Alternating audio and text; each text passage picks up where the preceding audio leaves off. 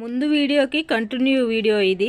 ఇంట్లో కక్కలేక మింగలేక ఉంటున్నాను అంటే సాలరీ సరిపోవట్లేదు కదా అని ఒక్కరోజు సెలవు పెట్టి ఎక్కడైనా ఇంకా మంచి ఇల్లు ఏమైనా ఉన్నాయేమో అని వెతుక్కోవడానికి ఒకరోజు సెలవు పెడుతుంటే మా మామ గుండెల్లో రైళ్లు పరిగెడుతున్నాయి. ఒక రోజు సెలవు తీసుకుంటే మా మామ 100 సార్లు ఫోన్ చేస్తుంది. నేను వేరే పనికి ఏమైనా వెళ్ళిపోయానేమో, వాళ్ళ ఇంట్లోకి రానేమో అని టెన్షన్ పడిపోతుంది మా మామ. ఇలాంటి కువైట్ వాళ్ళు కూడా ఉన్నారా అని నాకు ఈ ఇంట్లో పనిచేసాకే అర్థమైంది.